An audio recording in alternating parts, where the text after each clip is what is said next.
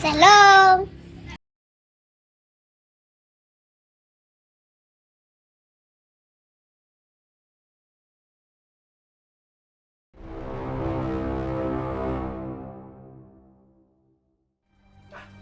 Karena itu saya melihat juga bahwa kengerian ini dia melebihi dari perang-perang yang ada.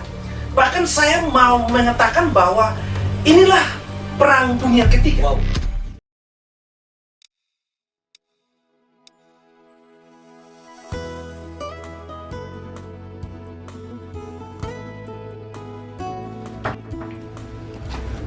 Shalom, Rens.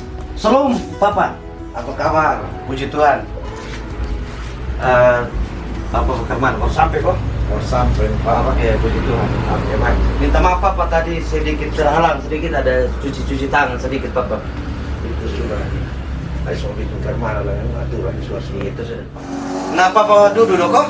Silakan Terima Papa. kasih, Pak.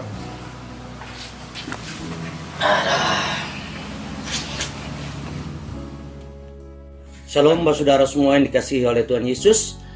Di hari ini puji Tuhan kita dapat bertemu dengan saudara kita, seorang hamba Tuhan dari Amenubuan Timur, seorang anak muda yang berkarya di Amenubuan Timur, setia dalam pelayanan di sana, dan sudah beberapa kali kami saling kontak, dan baru kali ini kita dipertemukan dalam acara kopi bareng di Posko Misi Kasih. Saya Rens Benu, dan kita bertemu dengan hamba Tuhan kita Bapak Vikaris Nelson Lim.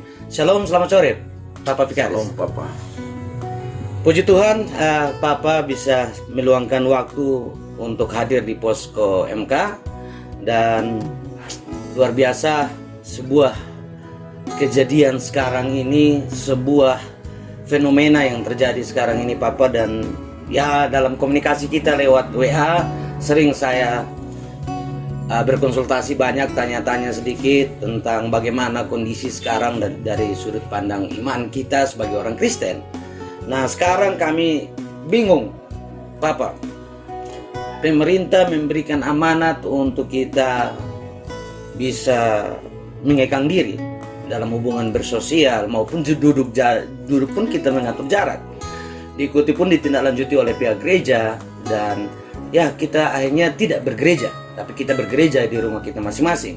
Nah, ini menjadi pertanyaan kotong semua karena di media ini Papa, baik itu di WA, di Facebook, dan di media online, ini banyak sekali pertanyaan-pertanyaan yang ya membuat kita sebagai orang Kristen banyak kali membuat kita bingung, kita entahlah kita mau menjalani yang mana. Pada kondisi itu alangkah indahnya kita punya Papa Nelson yang bisa memberikan penjelasan kepada kita secara alkitabiah. Mungkin ada sedikit pertanyaan-pertanyaan yang bisa kami berikan kasih Papa Nelson, dan Papa Nelson bisa memberikan sedikit gambaran kepada kita secara alkitabiah. Ada beberapa poin yang beta perlu pertanyakan di Papa Vikaris. Jadi salah satunya adalah, apa tanggapan Papa tentang orang yang mengklaim bahwa beribadah di rumah itu tidak beriman dari sudut pandang Alkitab? Baik, memang perlu disadari bahwa dampak dari penyebaran COVID-19 ini sangat mengerikan lah. Bahkan kalau mau kita bilang bahwa lagi darurat sipil gitu.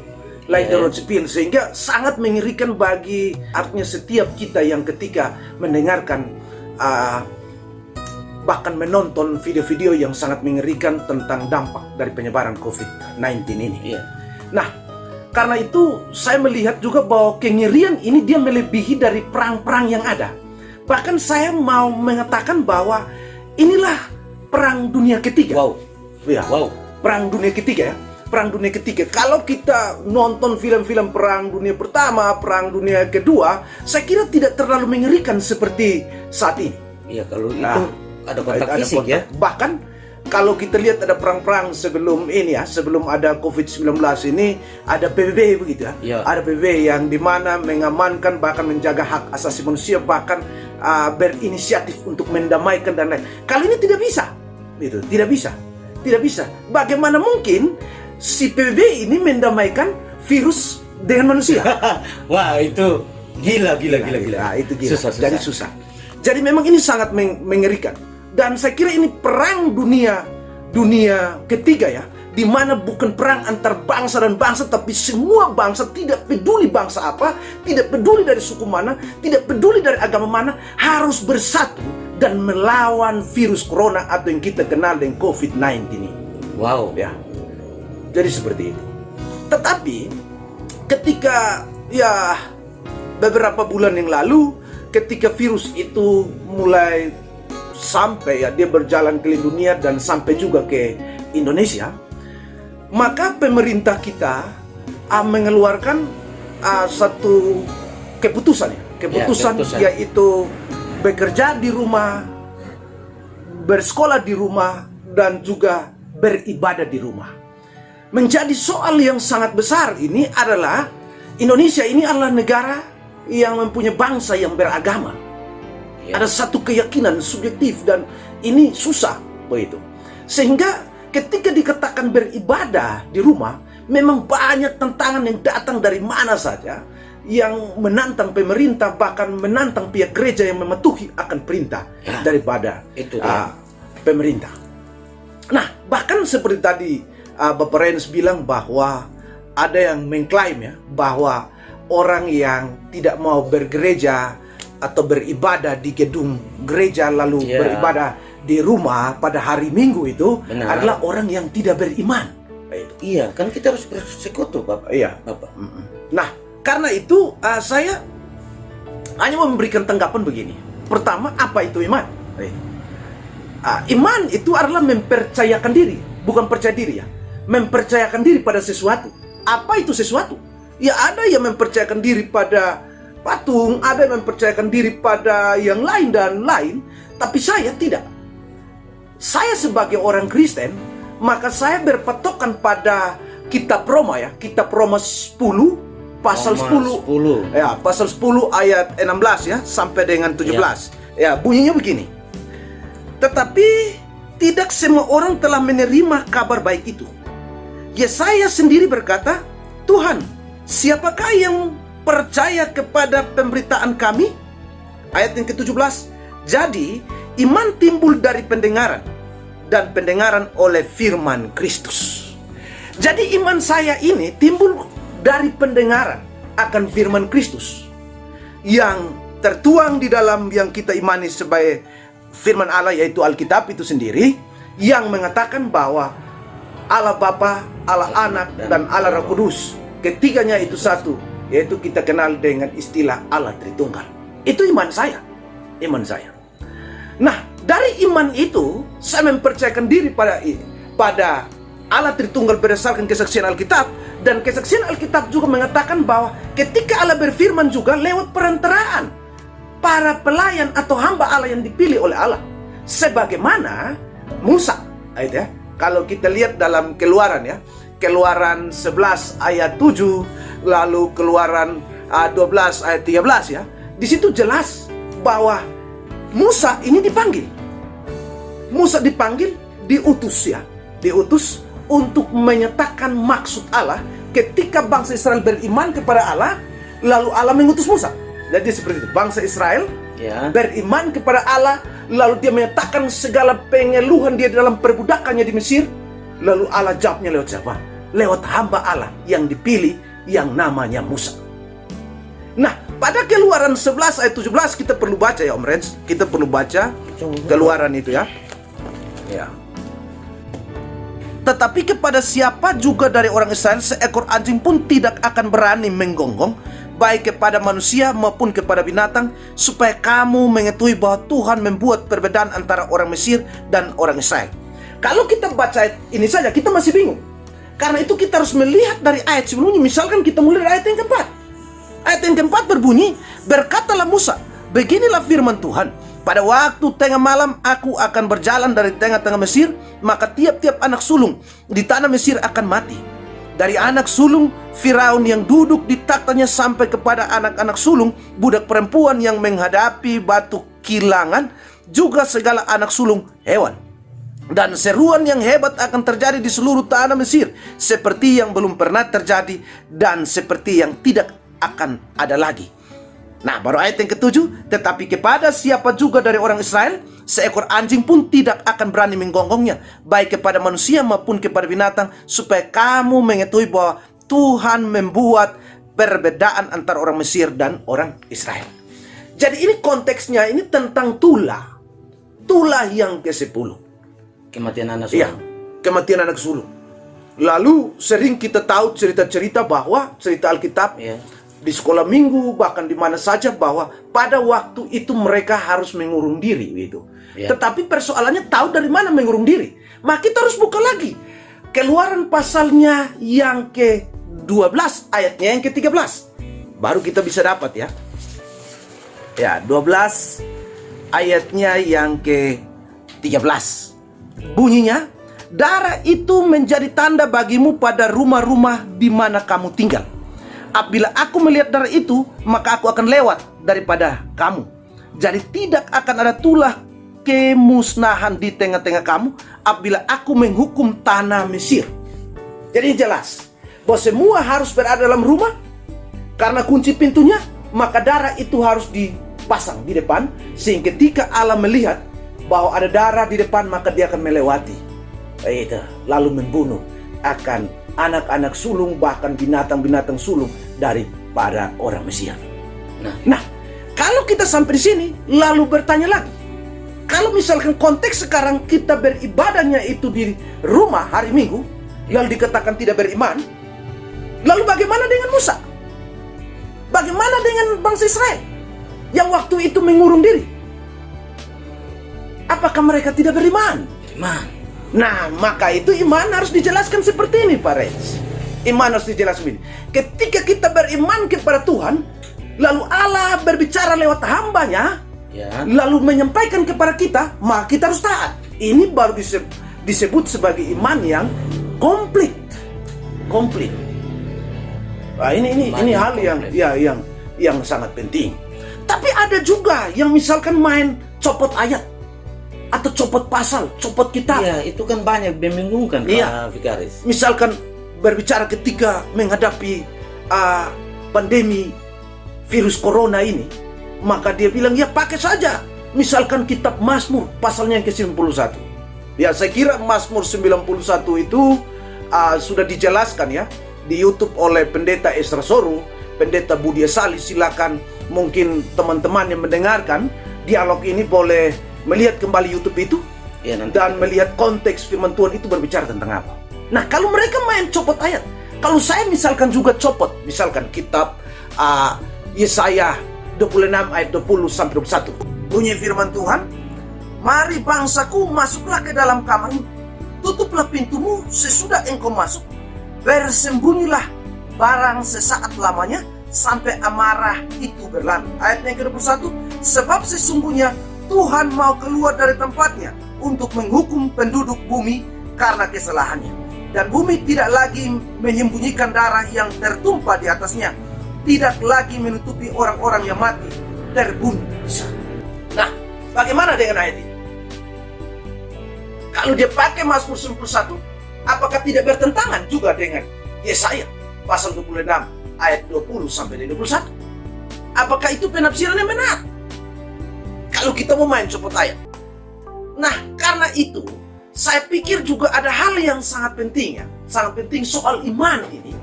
Allah memberikan kepada kita hikmatnya lewat kebenaran firman Tuhan, maka kita beriman. Ya. Maka seringkali jikalau ada orang yang memberikan pertanyaan kepada kita ketika kita beribadah di rumah, lalu dia bilang, "Kenapa tidak ada di gedung kebaktian saja?" Lalu dia bertanya, "Di manakah imanmu?" Maka saya menyarankan juga untuk memberikan jawaban dalam bentuk pertanyaan kepada dia, yaitu di manakah hikmat Allah? Atau adakah hikmat Allah di dalam dirimu? Kalau dia bilang, "Di manakah imanmu?" Adakah hikmat Allah dalam dirimu? Bukankah tadi saya bilang di dalam Roma 10 ayat 17, yaitu ya, iman timbul karena pendengaran akan firman Kristus. Jadi baca firman benar dong. Jangan asal-asal main copot ayat saja. Begitu. Ini Luar biasa, luar biasa. Ini hal yang sangat penting. Ya. Karena itu saya mau pesan mengenai ini. Saya mau pesan pada Amsal ya, Amsal 22 Ya. ayat 3. Amsal 22 ayat 3. Dia punya bunyinya begini ya. Amsal 22 ayat 3. Kalau orang bijak melihat malapetaka, bersembunyilah ia. Tetapi orang yang tak berpengalaman berjalan terus lalu kena celaka. Nah ini, orang bijak ini orang beriman. Jadi jangan sampai misalkan Om Renz ya, coba ada api ya, rumah terbakar, lalu sok-sok berani begitu, sok-sok berani, lalu tidak peduli rumah terbakar, langsung pergi saja masuk mematikan api dengan pakai tangan dan lain. Terbakar tidak?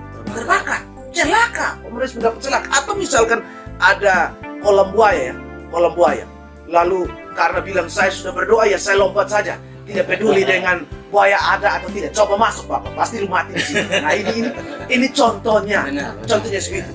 Kalau dia masih ngotot lagi dengan misalkan soal Petrus berjalan di atas air, nah saya suruh juga dia, coba dia berjalan di atas air sekarang, dulu sunting tenggelam. Nah coba, orang bilang biasanya orang cap kita stigma bahwa orang soal itu timah hitam.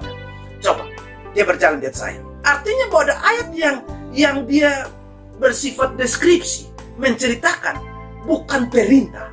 Jadi contoh itu tidak bisa kita harus sama seperti Petrus untuk berjalan di atas air. Dan ini hal-hal yang sangat penting untuk kita ketahui. Atau misalkan masih ngotot, banyak KKR dan sebagainya. Saya tantang, misalkan ada orang pendeta yang luar biasa lihat di YouTube dan ini, saya tantang dia bikin KKR ke semua nilai kepada pasien-pasien COVID-19. Sembuh tidak? Saya tantang dia. Ya kalau beriman, kalau memang sembuh ya puji Tuhan begitu.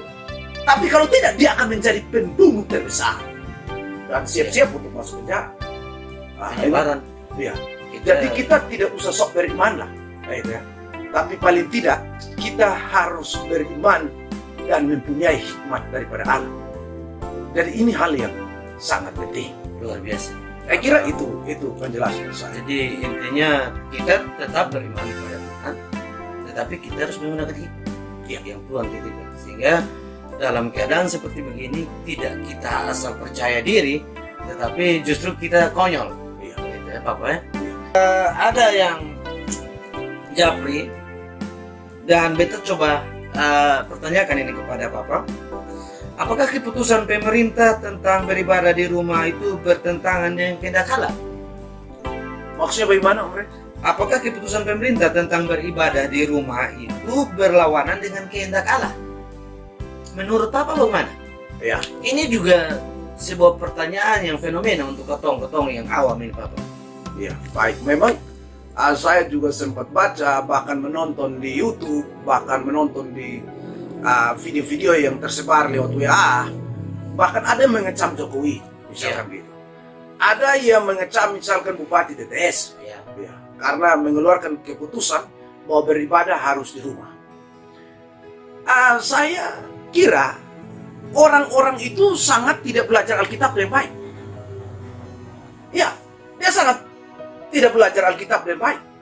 Mungkin saja dia belajar, tapi dia belum sampai pada ada ayat-ayat yang berbicara tentang firman Tuhan. Misalkan, kita buka dalam Roma 13, itu ayatnya yang pertama sampai ayatnya yang keempat. Coba kita buka ya, supaya jelas. Ya. Roma berapa Papa? Roma 13 ayat 1 ya, sampai ayatnya yang keempat. Saya bacakan buat kita ya. Tiap-tiap orang harus takluk kepada pemerintah yang di atasnya, sebab tidak ada pemerintah yang tidak berasal dari Allah, dan pemerintah-pemerintah yang ada ditetapkan oleh Allah. Sebab itu barang siapa melawan pemerintah, ia melawan ketetapan Allah, dan siapa yang melakukannya dan akan mendatangkan hukuman atas dirinya. Ayat yang ketiga, sebab jika seorang berbuat baik, ia tidak usah takut kepada pemerintah. Hanya jika ia berbuat jahat. Maukah kamu hidup tanpa takut terhadap pemerintah?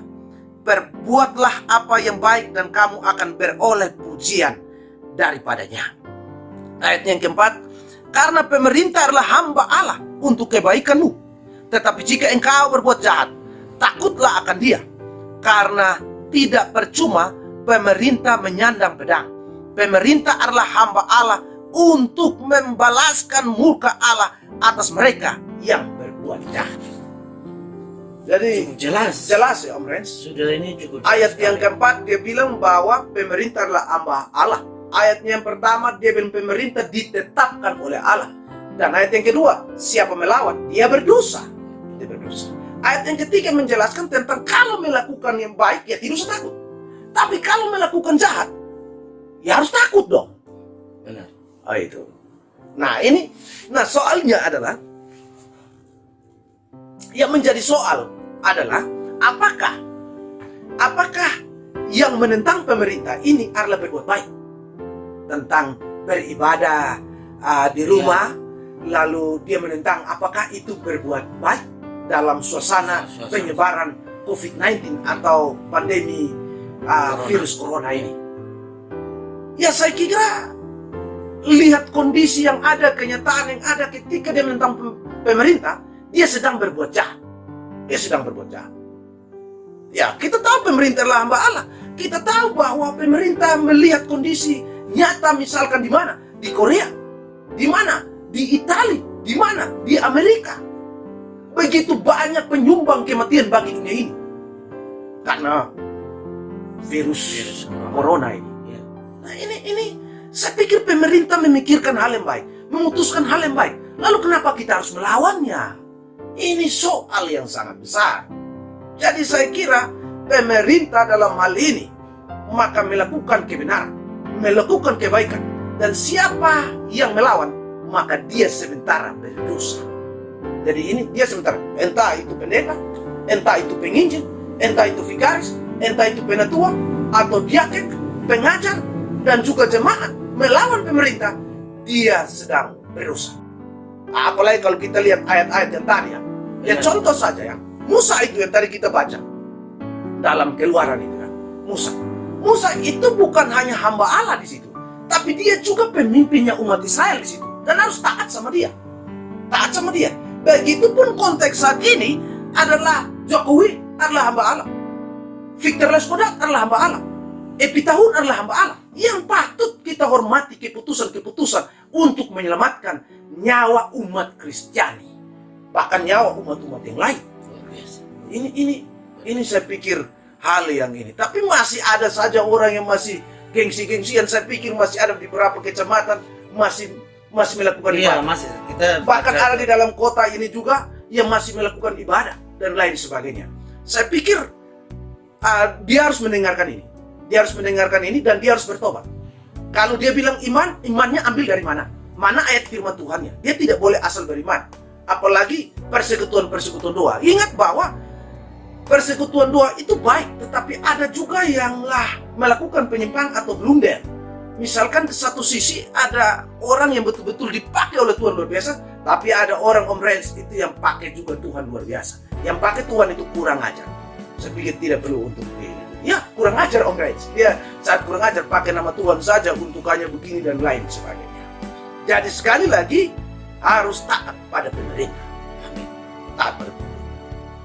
Jadi intinya dalam ajaran kita bahwa pemerintah adalah wakil Allah di bumi. Ya. Jadi seyogianya sesuai dengan surat Paulus kepada jemaat di Roma, maka selayaknya kita jemaat sekarang kita harus mengikuti arahan pemerintah karena memang beliau adalah wakil Allah yang ada di dunia ini kan, begitu ya, Bapak Vikaris. Oke. Yang mungkin terakhir Bapak Vikaris, apakah orang Kristen harus takut mati karena Corona atau COVID-19 ini? Coba ulang sekali lagi. Apakah orang Kristen harus takut mati karena COVID-19 ini? Ya, saya kira orang Kristen tidak harus takut mati. Ya, orang Kristen tidak harus takut mati, tapi orang Kristen tidak harus mau untuk mati. Jadi orang Kristen tidak boleh takut mati, tapi tidak mau untuk mati. Tidak boleh mau untuk mati, atau tidak boleh minta mati. Ya, penjelasannya begini. kenapa orang Kristen tidak boleh takut mati? Karena firman kita jelas. Tuhan kita menjanjikan bahwa hidup adalah Kristus dan mati adalah keuntungan. Itu terdapat di dalam Filipi ya. Filipi pasal pertama ayat 2, coba kita baca supaya jelas ya. Filipi pasal yang pertama ayat 21 bunyi firman Tuhan, karena bagiku hidup adalah Kristus dan mati adalah keuntungan. Karena bagiku hidup adalah Kristus dan mati adalah keuntungan. Ya, kalau kita lihat ayat ini sepertinya kalau mati itu untung, hidup itu rugi gitu. Tapi tidak juga. Maksud ayat ini adalah hidup kalau bersama Kristus maka kita untung. Sekali lagi, hidup bersama Kristus kita untung. Kenapa? Karena tanpa Kristus pun juga saudara sudah menderita. Artinya semua menderita, tidak ada yang tidak menderita. Lebih baik dengan Kristus, untung satu. Sudah menderita dengan Kristus. Karena Amin. itu mati juga bersama Kristus, ya untung dong. Jadi baik mati maupun hidup Dengan Kristus. Luar biasa. Setelah itu baru hidup kekal di sorga juga dengan Kristus. Ya. Hidup di dunia ini dengan Kristus, mati juga dengan Kristus, hidup lagi dengan Kristus di sorga. Luar biasa. Luar biasa. Jaminannya itu. Ini luar biasa. Daripada hidup rugi tidak dengan Kristus dan mati pula tidak dengan Kristus. Bahkan di dalam Yohanes 14 ayat 6 dia janji secara eksklusif. Saya yakin sekali bahwa barang siapa yang mau ke sorga harus lewat Yesus. Bahkan darah domba itu adalah darah Kristus kalau kita bilang. Ketika ada darah Kristus, darah domba Allah itu, maka akan selamat. Itu. Jadi orang Kristen tidak boleh takut mati. Tidak boleh takut mati. Memang pertanyaannya adalah apakah harus takut dengan ini ya? Biasanya orang takut itu karena takut matinya. Benar. Mudah-mudahan dia takutnya itu karena takut menderita. Itu tidak masalah. Kalau dia takut menderita karena COVID-19, harus dia takut. Tapi mati jangan pernah untuk dia harus takut. Kenapa? Karena janji kita keselamatan itu pasti. Tidak mudah-mudahan atau tidak ada kemungkinan, tapi pasti keselamatan itu. Jadi saya kira bagi orang Kristen boleh takut terhadap penderitaan dari COVID-19. Yesus saja ketika ini minggu sengsara, Yesus saja ketika ada di Taman Getsemani, dia melihat penderitaan ini, dia begitu ketakutan sampai keringatnya itu keluar bercampuran dengan darah. Itu ketakutan. Jadi kalau orang Kristen takut terhadap COVID-19 tidak masalah, tapi jangan berlebihan juga. Itu. Karena kalau kekhawatirannya berlebihan itu yang disebut dengan merimna. Ketakutannya berlebihan itu bisa melakukan dosa, tidak percaya kepada Allah dan macam-macam saja begitu. Sepertinya Allah tidak menolong. Yang kalau dia bilang antara Allah yang Maha Kuasa lalu dengan manusia yang ada ini, kenapa Allah dengan kemahakuasaannya, dengan maha kasihnya tidak bisa cabut ini COVID ini. Padahal dia lupa keadilan Allah. Ketika manusia berbuat dosa, ada juga pembalasan Allah. Keadilan Allah harus berlaku ketika kita berbuat dosa. Jadi ini juga harus penting dijelaskan dengan baik sehingga kita boleh untuk takut. Takut COVID. Karena takut kita COVID, takut sama pemerintah. Takut pemerintah. Ya tidak boleh mati bodoh dong. Tidak boleh mati bodoh. Beriman. Ya. Turut. Tetapi kita punya janji keselamatan. Iya, kita punya janji keselamatan. Ya. Jadi kita begini, saya tidak takut mati, saya takut terhadap penderitaan ketika terinfeksi virus corona. Ya. Tetapi saya takluk pada kehendak Tuhan yang berlaku bagi saya adalah hidup dan mati. Tapi saya yakin bahwa ketika saya mati, saya masuk surga. Keselamatan itu keselamatan yang berbeda dengan yang lain, yaitu di surga bukan soal makan minum. Di sorga bukan soal seks itu barang biasa. Wah, begitu ya. Seks itu barang biasa. Tapi ini keselamatan yang luar biasa, yaitu sorga melebihi kenikmatan seks. Kan saya tidak takut mati, tapi saya takut untuk tertular COVID-19. Dan itulah manusia. Karena itu ya harus takut sampai mati. Tidak bisa tidak. Luar biasa. Terima kasih Bapak Vikaris.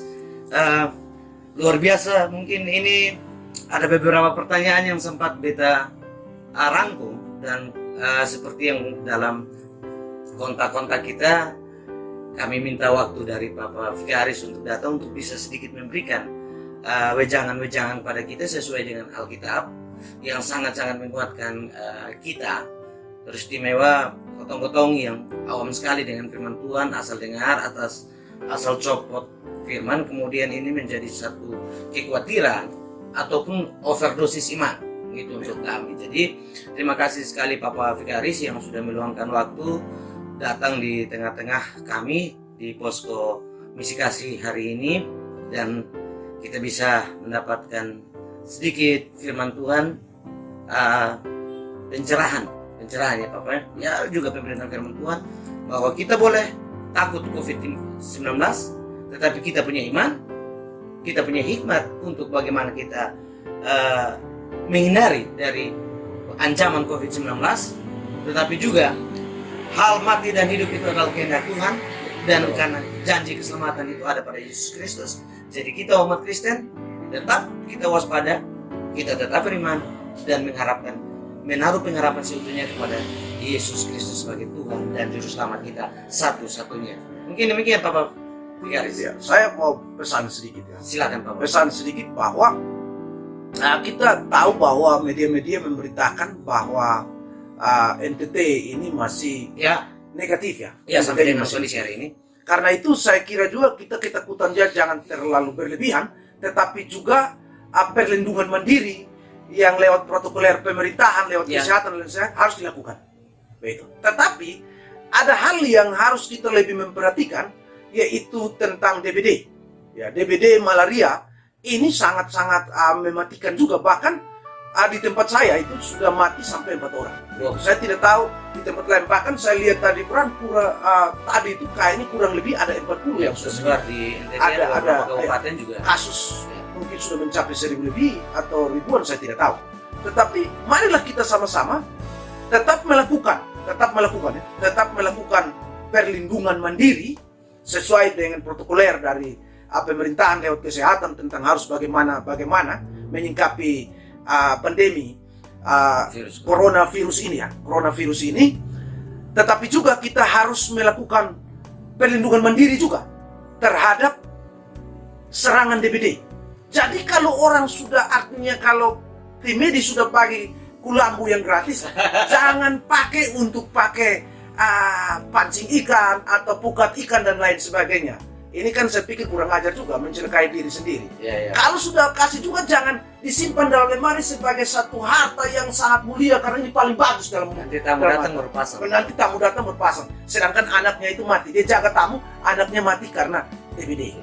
Ini juga saya pikir ini. Jadi ini pesan-pesan saya bahwa kita boleh melakukan perlindungan diri perlindungan diri, tapi juga melakukan perlindungan diri terhadap DBD, malaria dan lain sebagainya, sehingga itu juga tidak membuat kematian kita negatif COVID-19, tetapi positif DBD. Ini bukan positif yang lain ya Pak? Saya pikir itu yang lain itu kita doang bicara. Jadi ini hal yang sangat penting, dan saya mau pesan satu, dalam tantangan apapun juga, ingat, setialah dan berimanlah pada Allah Tritunggal. Karena Wahyu 2 ayat 10b kurang lebih mengatakan begini, hendaklah engkau manusia, umat, setia sampai mati, maka Yesus akan memberikan mahkota kehidupan kepadamu. Amin. Kiranya diberkati Tuhan. Amin. Demikianlah saudara semua yang dikasihi Tuhan Yesus Kristus, perbincangan singkat kita bersama Bapak Vikaris Nelson Lim yang telah berkenan hadir bersama-sama dengan kita dalam bincang sore hari ini. Saya Renz Binu atas nama teman-teman misi kasih mengucapkan terima kasih atas kebersamaan kita.